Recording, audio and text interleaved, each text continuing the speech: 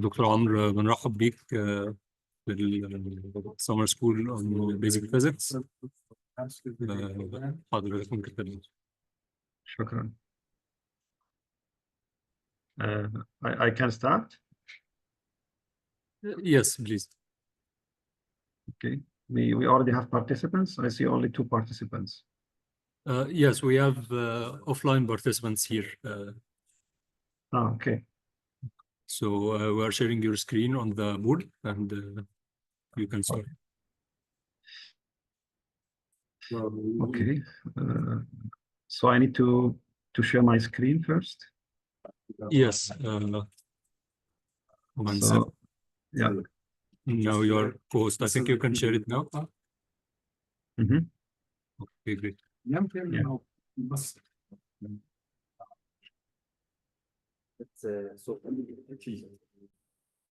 Okay. Can you see my screen? Yes, we can see it. Okay. Is my voice clear? Yes, we can hear you clearly. Yeah. Okay, excellent. So am I okay to proceed now? Sure, yes. Okay, ممتاز. Okay. Okay, so I will be speaking in both Arabic and English. ما بعرف بتحب يكون معظم المحاضرة بالعربي ولا بالإنجليش؟ Should I speak in Arabic or in English? We have Arabic audience, but we are recording it, and some participants are not Arabs, so we can have a mix of both, but mainly English if possible. Okay. I will do my best. Okay. Okay. So first, thank you very much for hosting me in this summer school, and for your interest in the field of plasma physics and diffusion technology.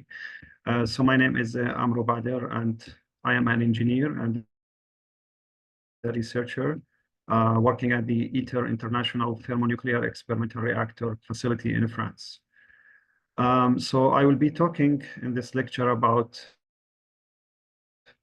Étier, particularly about diffusion energy, and I will highlight a little bit some of the plasma physics basics which are needed for this lecture.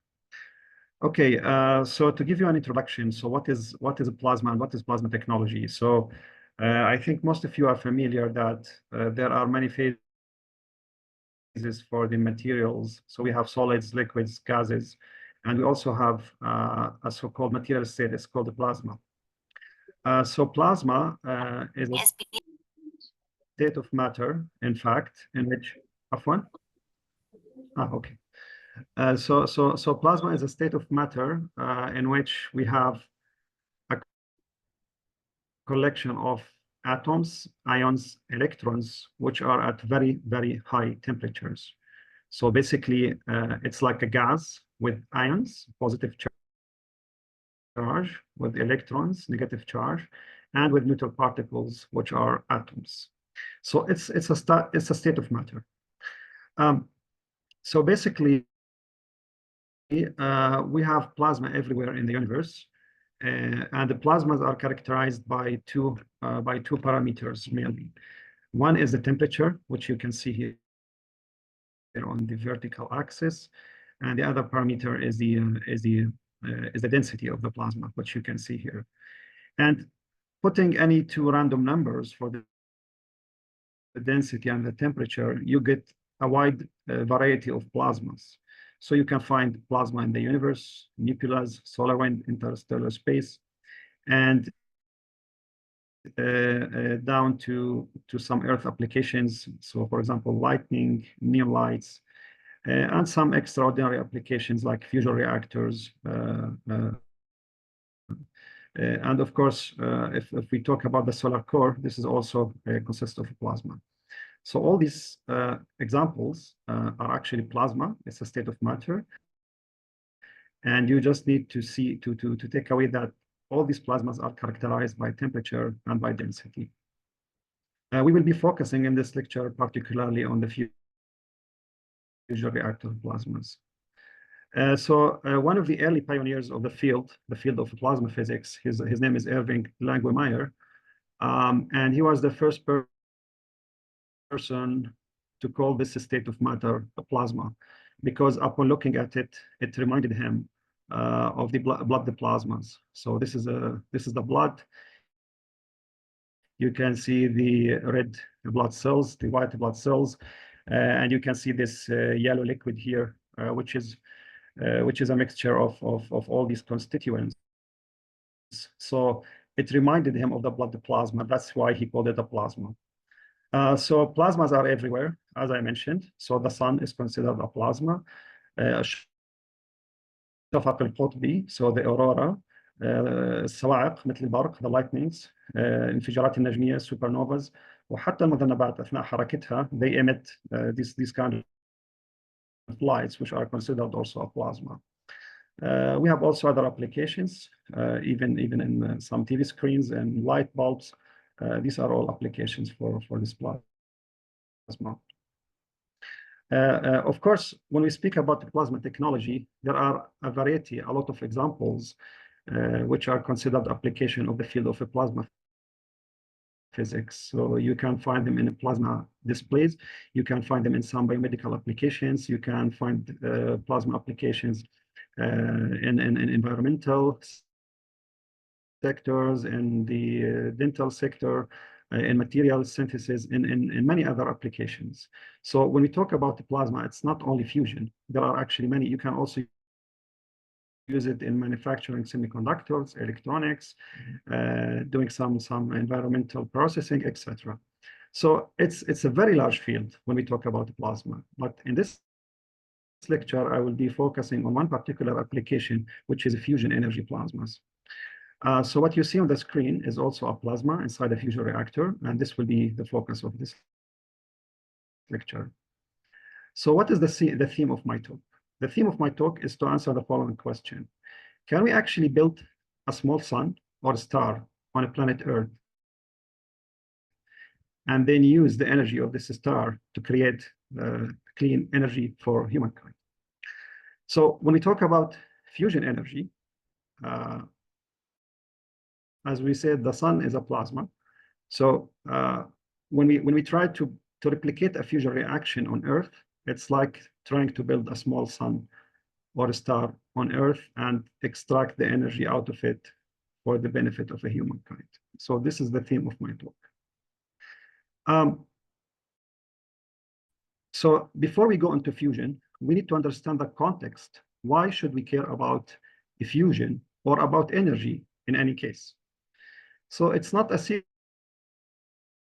that more than 80% of our energy resources are extracted from fossil fuels. And we now take it for granted that this produces pollution. It produces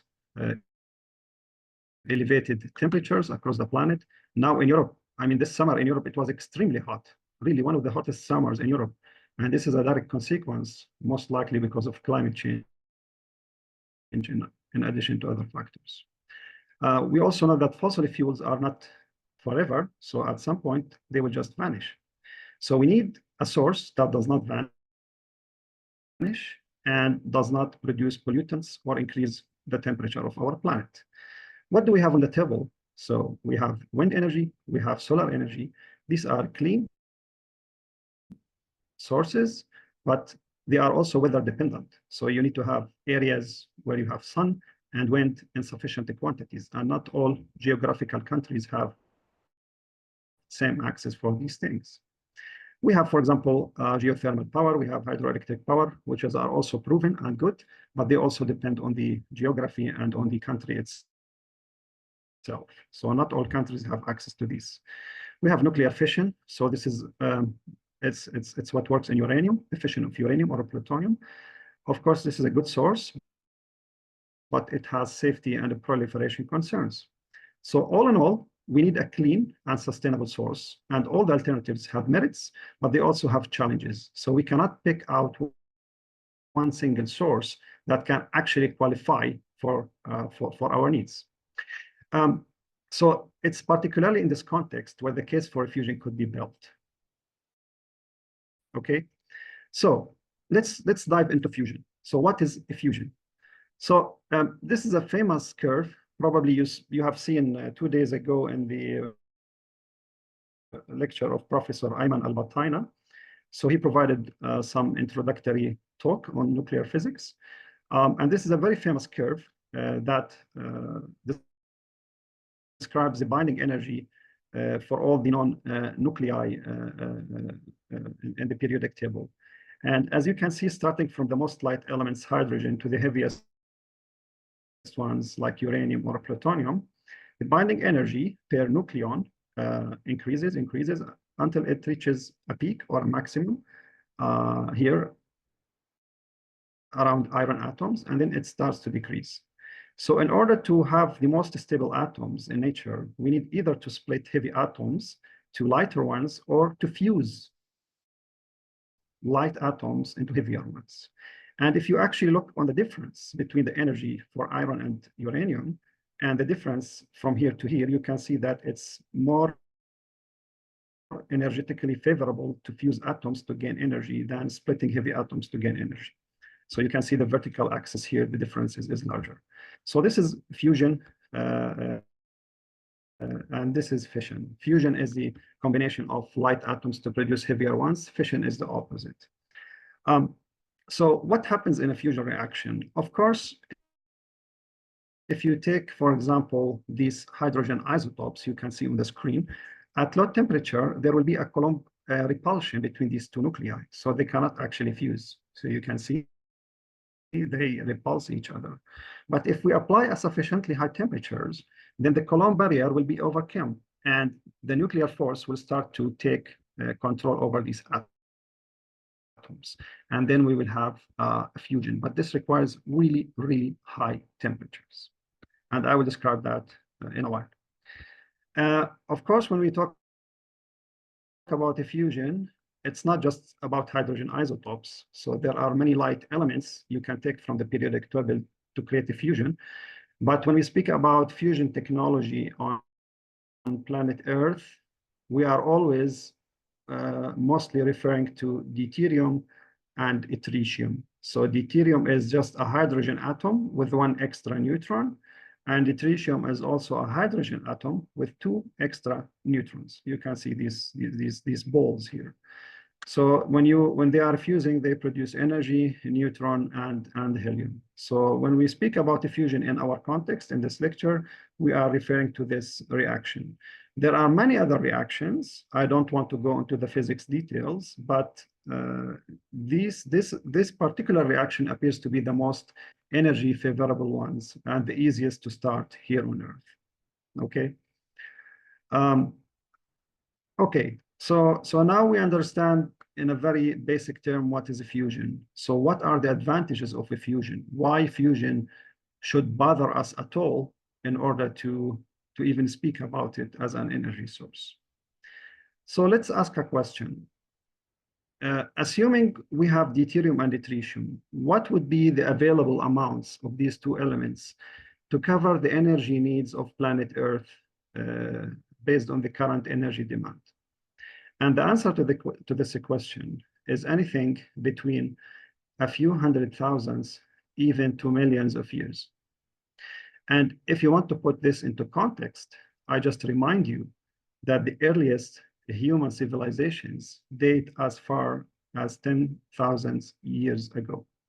So imagine all human history started just 10,000 years ago, and we have enough fusion fuel to give us energy for hundreds of thousands to millions of years. So there is no other source known to human beings that can actually compete with this. So this is the first advantage. The second advantage is that it is the most energy dense fuel. So if you take any other source and compare it to deuterium-tritium fusion, they cannot give you the same energy as this particular fuel. So let's try to visualize this using pictures. So let me ask you this question. If we want to burn coal in order to start a 1 gigawatt electric power plants for 2 days, how much coal do you actually need? The answer is what you see on the screen. So you need all these mountains of coal just to provide enough fuel for a standard typical 1 gigawatt electric power plant for 2 days. Now, if I ask the same question, how much deuterium tritium does it take to fuel the same power plant for 1 year, not just for 2 days? And surprisingly, the answer is the size of a pickup truck. So if you put a pickup truck on this picture, it's roughly this size. Just compare to all these mountains of coal, and this is only for 2 days, and this is for 1 year. So fusion produces millions of times more energy than any other fossil fuel or even renewable energy source can do. So it's almost inexhaustible, and it has a lot of energy. The third advantage is that it does not produce CO2 emissions, so it does not produce global warming, does not increase the temperature of our planet, and it's actually inherently safe, which means, unlike Fukushima or Chernobyl, that accidents that we have with nuclear fission, fusion is safe. If anything bad happens, it will automatically shut down due to the physics of the reaction itself. So there's no worry to have something like an accident, a severe accident or something. So basically, if you want to weight fusion and all other sources, you can see that the fusion actually outweighs all clean and fossil fuel energy sources that exist today on Earth. So the takeaway message: fusion energy is the ultimate renewable and clean energy source that we can use on Earth. Now, probably some of you are now questioning if fusion is that good. So why isn't everyone is doing fusion? Why we don't have fusion reactors already producing electricity on the electric grid? Now, the answer to this question lies in the physics of a fusion. So this is the title of the 4th chapter of my talk. So how can we actually create a fusion reaction? There are actually 3 approaches to create a fusion. The first one, and this is the approach used by the universe, is to use the so-called gravitational confinement. So basically, the sun is a huge ball of hydrogen, which is confined by its own gravity because it's very huge. So the temperature of the sun at the core is about 15 million Celsius, and it has a particular density. So you can see this, it's about 10,000 times the density of any solid you can find on Earth. And it can confine this gas up to 10 to the power 5 years. So these are the conditions that actually make the sun and the stars work as fusion reactors. The second approach is, so on Earth, we cannot do that. So we have to use an alternative approach, and that is to use the so-called magnetic confinement. In magnetic confinement, the density is much, much less than the density of solid. So it's density of solid over 10 to the power 8. The temperature is much higher than the temperature of the sun. So we talk about 150 million to 200 million Celsius temperatures inside داخل حجرة مفاعل الاندماج, inside the fusion reactor. So it's 10 times hotter than the core of the sun. Okay. The third approach is the so-called inertial confinement. So we confine a gas using the inertia of the gas itself. Now, the first option is impossible for us to replicate because the sun is very huge. The third option, so the third option relies on using a very, very small capsule of deuterium and tritium. So you can see it on the finger here. And then you take this capsule and you crush it using lasers, very powerful lasers. You crush it from all sides using these powerful lasers. And when you crush it, you reduce the volume of this pellet, deuterium tritium pellet, roughly from the size, if you want just to imagine, if we assume that this is like has the size of a basketball, then it's being crushed to the size of a pea. So this is like 40,000 reduction in volume by these powerful lasers. And this happens over a very short time of 1 microseconds, okay? So this is the target, deuterium and tritium. They use lasers and they crush it with these powerful lasers, and they reduce the volume in order to create a fusion, okay? This approach is not very practical for producing energy, and the only useful application of this approach is actually to create nuclear explosions, so nuclear weapons, essentially. So this is a principle that they use in nuclear bombs. It's called inertial confinement. Now, of course, we are interested in peaceful uses of nuclear energy. So the only approach that is left is to use magnetic fields in order to confine the hot plasma in the reactor. Okay. Okay, so what is the principle that we use in magnetic confinement? It's quite a basic principle. So we use powerful magnetic fields. I think you know this from basic physics 101 courses. So if you have a charged particle that is moving inside a uniform magnetic field, then it will undergo a certain kind of motion.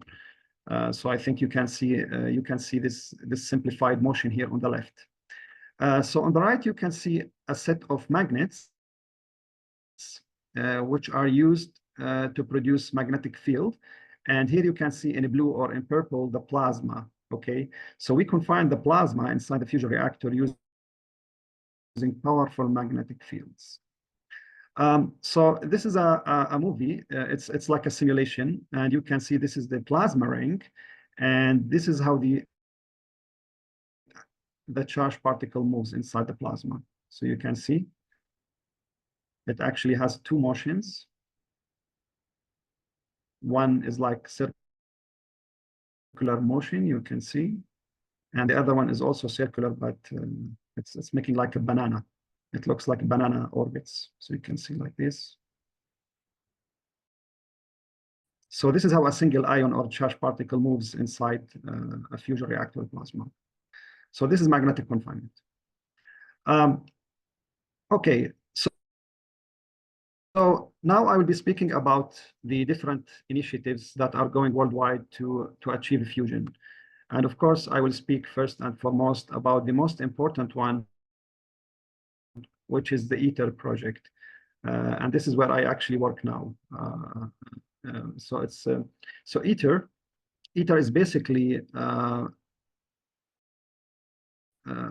okay. So Iter is an international fusion energy mega project that is made up of 35 countries. The goal of Iter is to prove the feasibility of a fusion as an energy source.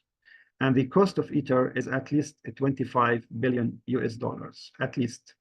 And this makes Iter one of the most expensive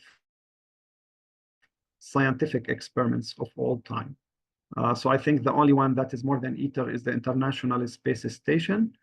And the only reason it costs more than Iter is because it's very expensive to build things in space. But other than that, Iter is actually the most expensive scientific project we have today. So who are the members of this project in Iter? So these are the world's most industrialized nations. So starting from the left to the right, we have the United States, we have the European Union, we have the Russian Federation, India, China, Korea, and Japan. So these countries collectively, they represent more than 50% of the world's population and more than 80% of the total GDP of the world are produced by these countries. So you can see the scale of the project. It's a huge project. This is actually unprecedented. There is no other scientific project which I am aware of that has this number of nations collaborating to achieve a scientific cause together. So how is Iter organized? So basically, there is a central team. It's called the Éther Organization Central Team. And each of the member state countries has a so-called domestic agency. So the Éther Central Team, which is here in France, so this is the team in France, works and coordinates with the teams in all these countries in order to design and build and deliver the components for the reactor and do the research and do the studies. Basically, these countries do not actually pay money to be members of Éther. I mean, they pay money, but it's not the most important requirement. The most important requirement is that they contribute by hardware delivery. So this is called in-kind contribution. So it means manufacturing magnets, manufacturing vacuum vessels, manufacturing diagnostics, and these kind of scientific contributions, okay? And the rest is 10 to 20% is just by cash, by money, okay? So basically, this is a plot that shows the different parties. So you have European Union, China, India, up to United States here. So this is Éther organization. So the organization itself has a kind of independent budget by its own. So you can see that Europe, because the project is in France, it's not a French project, it's an international project hosted in France in the European Union.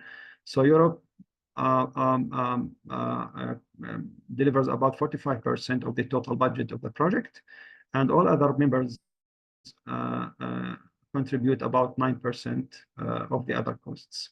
So you can see the costs are breakdown as cost for machine core, auxiliary systems, external auxiliary systems, diagnostics, control buildings, etc. So you can see that Europe is the most generous, has the most generous share in this project. So this is a 3D model of the Éther tokamak. So you can see the different components which are manufactured by the different countries. So you can see, for example, toroidal field coils. These are magnetic field coils. They are manufactured by 6 countries, Japan, Europe, China, Korea, Russia, and United States. And this applies to all the other components. So these are the in-kind contributions that I was referring to earlier. So what is the purpose of Éther? Why do we actually build Éther on such a massive scale and budget? So basically, I mean, imagine you want to make an investment like a company. So basically, you invest, for example, X, okay, and then you have a return on your investment. So in order to be a successful business, your company or your business should pay you more than what you have invested in. If it pays you the same as you have invested in, this is called the break even. So you pay X, you get X. Of course, you want to get 2X, 3X, 10X, maybe 1000X. So the more you get out of it, it's more economically feasible as a business. And this can also apply for Éther. So we have a plasma here. This is the plasma. And you want to start the fusion by using some heating, by injecting some energy inside to start the fusion reaction. And then the fusion reaction will give you back energy.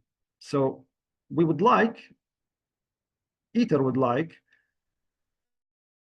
to produce 10 times more energy from fusion as the energy we used in order to initiate these fusion reactions in the first place. This is summarized in the term, it's called the Q. So Q should be equal or greater than 10, okay? Yeah, so this is the scientific mission of Éther. Now, as I have said, we confine the plasma using powerful electromagnets. So you can see these magnets on the right side of the screen. You can, just for comparison, just look at this man here and look at the size of the magnets. These are really huge magnets, amazing magnets. So you can see that one of these magnets weighs as much as 1,000 tons. There are also other set of magnets, each weighing about 360 tons. So 360 tons, it's like an Airbus or a Boeing airplane, which is fully loaded actually with passengers. So imagine just one magnet weighs as much as a Boeing or an Airbus, and you have 17 or 18 of these magnets, in addition to this central magnet here, this vertical magnet here, you can see.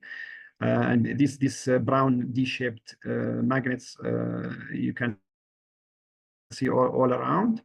And there's also another set. You can see these red or purple, if you want to say, these magnets here. So there are 3 sets of magnets, and they are very, very heavy. Just imagine that these magnets are very, very delicate, and we need to put these magnets in, like, the tolerance for installing these magnets should be no more than 0.5 millimeter. So just imagine something that is 1,000 tons, 30-meter high, and you need to put it in its place with 500 micrometer precision. This is very complicated. Yeah, so you can see it's very heavy. It's 23,000 tons, the total machine weight. This is what I was just referring to earlier. So all present devices, we do not generate as much energy from fusion as we invest. So we have a Q less or equal to 1. ITER would like to take this to 10. And we also hope that after ITER, we can reach the number 30. So we put, for example, X energy, we get 30X back from fusion. Don't bother about this slide. It's too detailed, but just to give you an idea why we build machines as big as ITER. So if you look here on this on this formula on the screen, this is this tau TH. It's called the energy confinement time. I don't want to go into the physics of a fusion, but just imagine that this parameter represents the quality of your fusion reaction. So experiments have shown that this number is proportional to something called IP. So IP is the current. So there's a current, plasma current. R is the radius of the machine, and P is the power or the energy you put inside the fusion reaction. So I is to the power 1, R is to the power 2, and this is to the power -2/3. So obviously the most important parameter is R, the major radius. So in order to make a better fusion reaction, you have to increase R because it will be squared, okay? And that's why if you look here on the left, you can see that present devices from TCV, AUG, these are just the names of present devices. You need to go bigger and bigger and bigger to achieve better fusion reaction. Now, going from the physics to the technology side, you might be wondering, how do we actually get the very high temperatures inside ITER? So we use different heating techniques. We use electromagnetic waves. We inject some very fast particles inside the plasma to get it heated. And just to give you an idea of the power of this machine. So if you look at this device, it's called NB. NB means a neutral beam. So we shoot a beam of neutral particles inside the machine in order to heat the plasma. And this beam of neutral particles is so powerful that if you put a full metallic car, in front of this beam, it will be vaporized completely in a few seconds. So just imagine the power. A car, you can vaporize a car in a matter of a few seconds if you just put it in front of this neutral beam.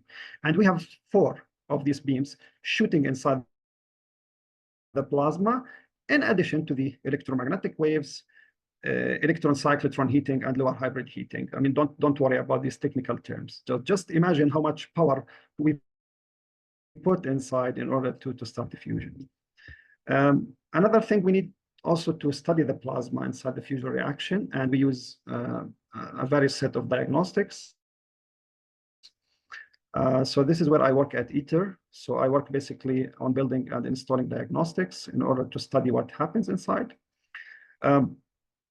Now these diagnostics are very, very sensitive and complicated.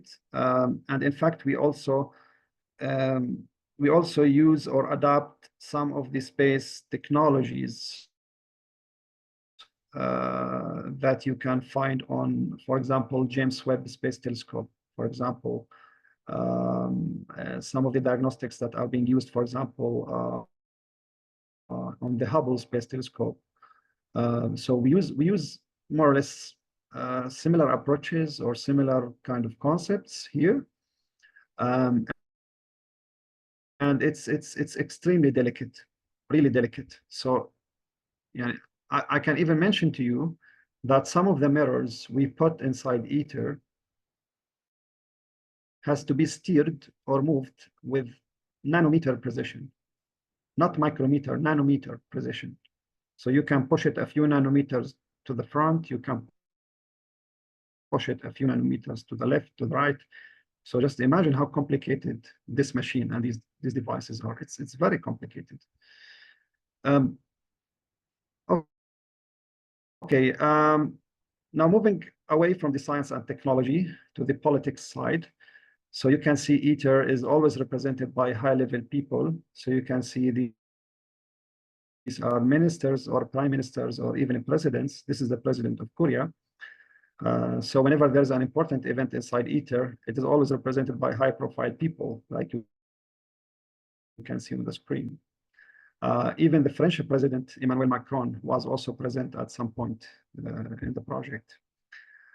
This is a picture that shows you how the reactor is being assembled. So this is the reactor building. It's very huge. Look at the person here inside this red circle, and look at this component, which is being carried away by this crane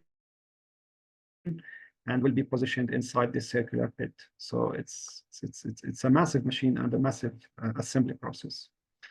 You can see this is the place where the reactor will be assembled.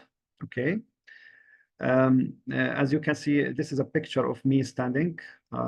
So I was standing here inside this pit on the ground here, and just look how big this place is. So the reactor will fill all this space all around. It's a huge reactor. So after we finish assembly, the reactor will be looking essentially like what you see on the screen. Okay. Now I would like to mention that Eater is considered one of the most complex, or probably the most complex machine that has ever been designed and installed by mankind. Now the reactor you see on the screen has 10 million parts. Okay, 10 million parts that need to be integrated and assembled with a sub-millimeter precision. Okay, just imagine how complicated building such a machine is. And we talk about a machine that is 10 times hotter than the core of the sun. And we talk about a machine that has magnets that are powerful enough to lift a 100,000 aircraft carrier from the water. So it's a very complex project. So you can see this is one of the magnets designed by the European Union. These are some of the people responsible for this project.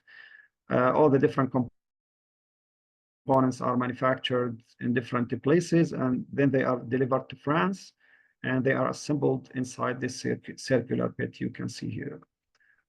This is the project in 2009, so you can see it's empty.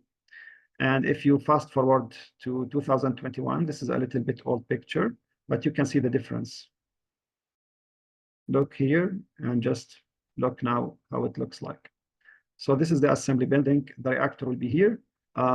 This is my office. So I sit in this nice building on the side. This is the headquarters of Eater. And this is the so-called Eater Council Chamber. So yeah, so this is more on the administration side. Eater is being run by representatives of countries. So each of the 35 countries, they send a delegation every 6 months. the delegation is usually high level, like ministers, like ambassadors, and they meet in this nice room that you see on the picture. And they overview the project progress, and they make steering recommendations, advices, etc. So it's a very rigorous and very political, if you would like to say it. It's a very political project, scientific and political project. Yeah, so this was Iter. Okay. Now, why the different countries are building Iter? As I said, Iter will be a stepping stone from the present devices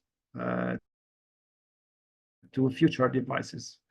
So all these countries that you see, the 35 countries that are participating in Iter, they all have their own fusion energy programs, and they want to use Iter, okay, as a stepping stone towards the so-called demo. Demo is a demonstration reactor, okay? So basically, they want to use the knowledge and the research of Iter in order to build their own fusion power plants by the middle of the century. So China, for example, has the same strategy. Europe has also the same strategy. So Iter is always the cornerstone on the path to fusion, commercial fusion energy.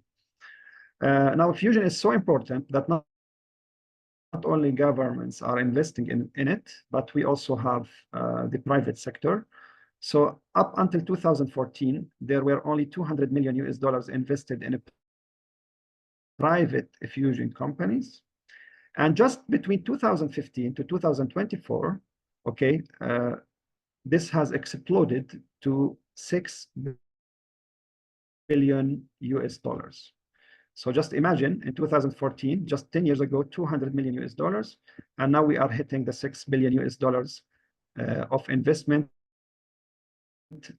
in private, and I repeat, private. This is not governmental. So what I have shown you before about Iter, this is governmental, this is different, okay? Now the private sector is also investing $6 billion so far in fusion.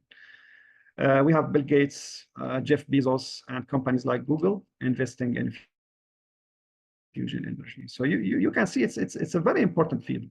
Like every important or every advanced nation or government on Earth, and every important investor and company are actually racing against time to achieve fusion. So this is the future. Okay, this will be a very remarkable moment for humanity when we finally reach fusion electricity on Earth. So we will not be worrying probably anymore about climate change or pollution or about shortage of resources or about anything, basically. So you will have probably infinite energy forever, okay? So just imagine the prospects for this thing. Now, to conclude with one final slide, fusion is at an all-time high. So there's a lot of activity happening all over the world. The most important is Iter, but we also have governments and we have private sector that are also participating. So Iter is an intercontinental initiative. We have the so-called Eurofusion. It's like a European version of Iter. So this is on a continental initiative. Okay. We have each of these countries have their own fusion agenda or a program. So these are state initiatives, and we have private initiatives. So all these things. So we have essentially a fusion renaissance all over the world. So I would like to conclude with maybe 2 or 3 sentences. So fusion is basically one of the applications of a plasma physics technology. So we spoke about the plasma physics, and the fusion is one of its applications. Fusion energy is considered a clean and sustainable energy source, and it has advantages that no other energy source has. Unfortunately, fusion is too complex And this is why it requires collaborations by all these countries. It's very, very complex field. Now, I would like to take this opportunity to invite all the Arab students and Arab researchers and professors with us to actually take notice of this field and start taking action. So we must be aware and we must be alert, and we should not be lagging behind. This is certainly where all the world is going, whether in the near future or in the longer future. This will be the ultimate energy source. So it should take definitely more share and attention from the students and the professors and the government officials in the Arab region. And in order to do that, we are now actually have launched an initiative. It's called the Arab Fusion Energy Initiative. And it's made up of about 10 to 15 specialists from Arab and non-Arab origins. And we are working all over the world. And our group aims actually to promote fusion energy action inside the Arab region. So if anyone thinks they are interested in this initiative and would like to contribute, please feel free to contact me or any of my colleagues after the lecture, and we will see how we can integrate you in this activity. So thank you very much, and I am happy to take your questions. Thank you, Dr. Amr, for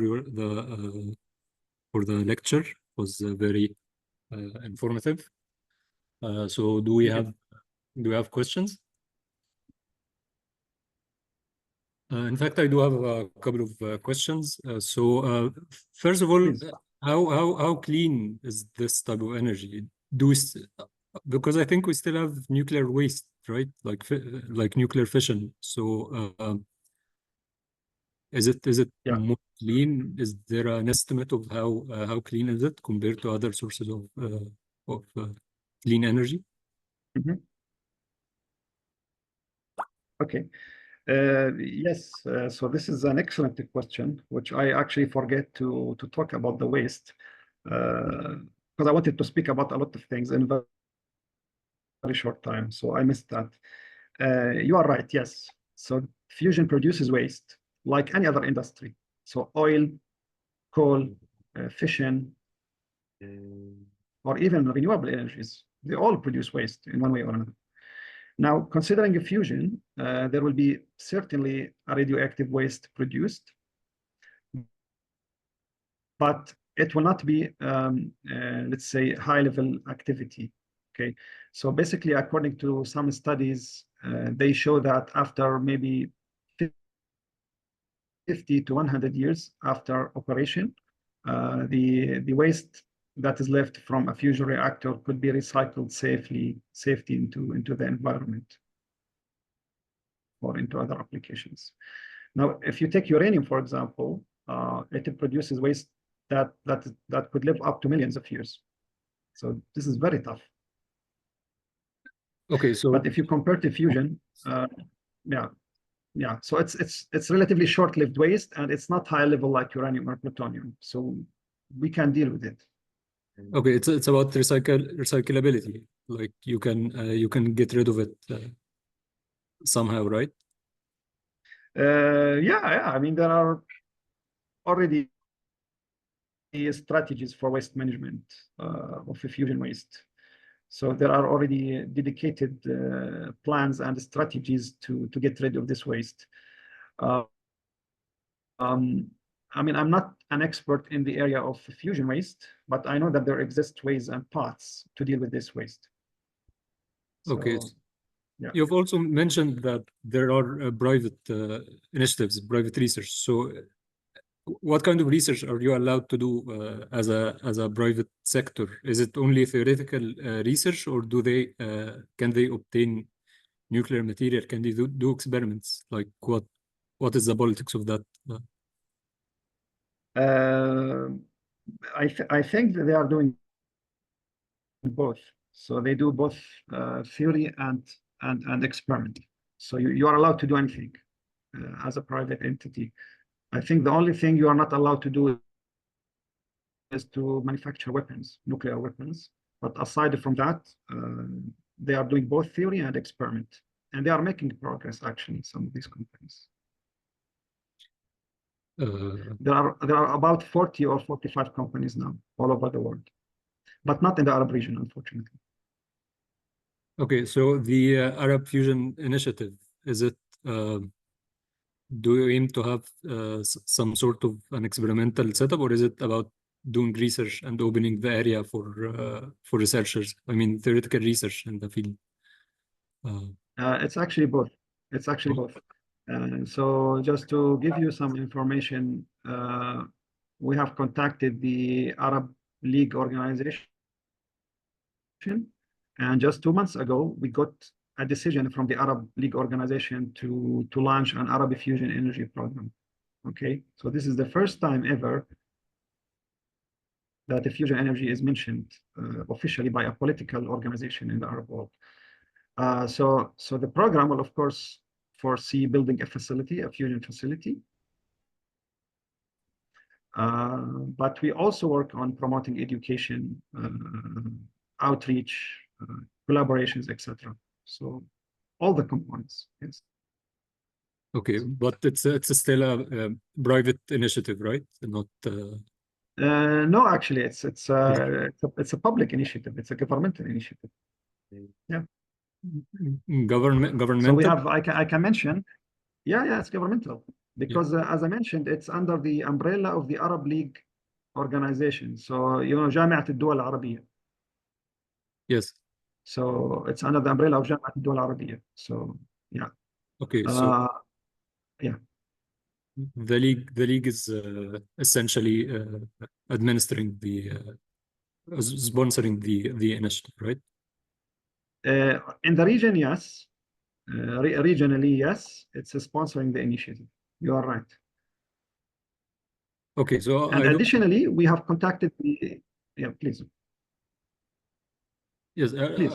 I do have one last question. It's about the scalability of this. Like, what's the future? Do you expect one very big reactor serving many countries, or will it somehow scale down and you can have multiple reactors serving small regions? Like, I see all of this big technology in one place. I'm not expecting that to be replicated, right? You should like have it in one place serving many countries, or should it scale down somehow? No, I think it's like any other reactor technology. So it's not just one reactor serving many countries. So basically, it will be like a typical power plant. So 1 gigawatt electric power plant, and then you have to create multiple power plants. It's just like any other energy source in terms of capacity, but it's more clean and more sustainable. But yes. yeah, it's. So the big experiments are some kind of a demo. They're trying to reach that model, right? Sorry. The big experiments, the one in China and the Éther and yes, you are right. You are fully right. They're not for industrial like an actual electricity. It's a proof of concept, right? More than an actual dependent source of power. You are fully right. You are fully right. Yes. So it's experimental. So Éther is an experimental. Sorry, can you hear me? Yes, we can hear you. Yes. Okay. So yes. So Éther is an experimental facility. But as I said, the next step, it's called demo. Demo means demonstration. So this will be more an economical fusion facility. So we will build Éther to learn the physics and the technology, and then build another one which scales the economics of the fusion. Yeah. So probably by the middle of the century, we will start. Maybe we will have some commercial fusion electricity. Yes, that's. And I would like to mention that the White House, for example. That's not very far, like 20, 30 years, right? Yeah. That's why I'm saying that we should be aware and alert. So it's not really that far. I mean, of course, things could not maybe happen as fast as we would like, but this is at least the goals that are stated now. Yeah. Okay, so I'll have to end it here. We thank you again for the lecture, and we look forward to meeting you again in the future. Thank you. Thank you very much for this. You. Thank you for this opportunity. I really appreciate it. Thank you very much. Goodbye. Goodbye.